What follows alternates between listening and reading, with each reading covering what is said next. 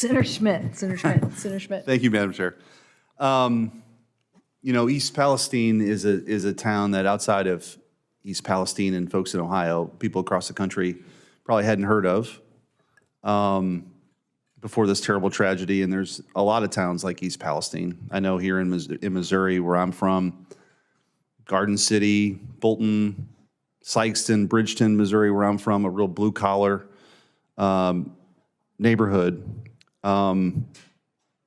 These are towns that aren't filled with corporate titans or elites. They're working men and women who go to church on Sunday, try to get home for dinner, take their kids to practice, try to play by the rules. And all of those towns matter. East Palestine matters.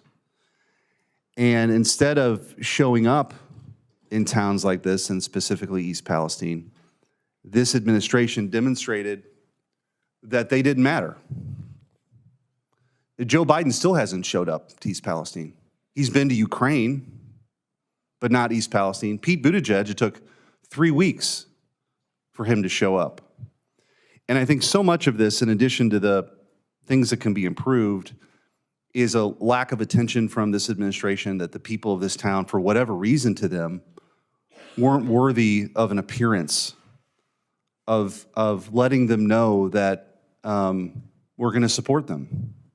And so I think that one of the reasons, in addition to obviously the toxic chemical spill, that this has become such a big issue, it's demonstrative and shows that this administration is completely out of touch with what I'll refer to as flyover country, places like Missouri, places like Ohio. It just didn't matter, the Biden administration. And what's worse than all of this, I think, is that this accident was foreseeable, avoidable, preventable. And so, Mr. Shaw, I want to ask you, is it true that Norfolk Southern's accident rate has nearly doubled in the last 10 years, and at least 20 of those derailments since 2015 have involved chemical releases? Is that true? Senator, thank you for your question. East Palestine does matter. I've been there a number of times, and I've visited with the community leaders. I've been in the homes. People have invited me to their business. I've been in the schools, and I've committed the full support of Norfolk Southern. I hear you. You've said that, and I have limited time, but my question to you was, has the accident rate doubled in the last decade? Senator, I am not aware of that. I'll be happy to provide you with that info. I know that from 2021 to 2022, many of our FRAs, most of our FRA safety stats improved.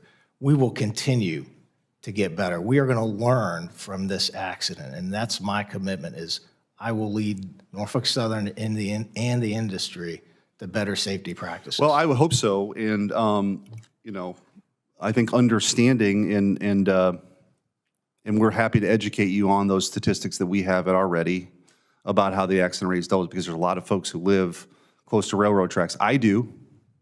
And there's a lot of folks wondering what exactly is going to be done to make sure this doesn't happen again, in addition to the things that need to happen to address the concerns at East Palestine. I did want to, with the remaining time that I have, Chair Hamady, as you know, in the aftermath of this incident, many in the media and in this administration were quick to blame the previous administration, President Trump, for not moving forward or rolling back regulations.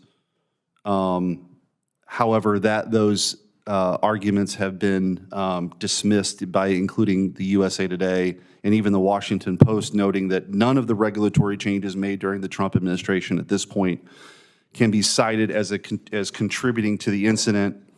Can you clarify to the committee today, I know you've made statements about this, just to clarify, that whether the regulatory rollback that took place under the Trump administration was responsible for this tragic incident?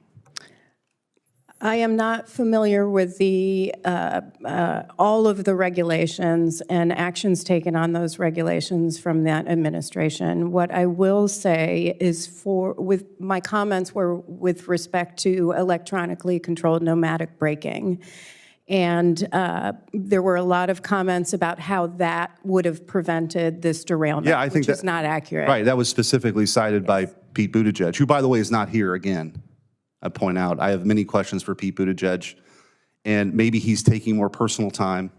But this is now, we're few months into this Congress with a lot of serious issues involving the Department of Transportation, including this, and he just has refused to appear. And I think that you were very clear publicly saying that rule would not have impacted this at all. Is that correct?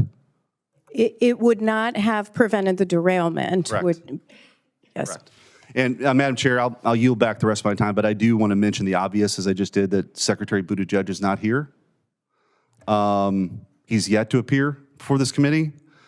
And I think it's incredibly disrespectful, not just to this committee, but the American people, that he continues to hide from these disasters that have happened under his watch. Senator Rosen. Senator Rosen.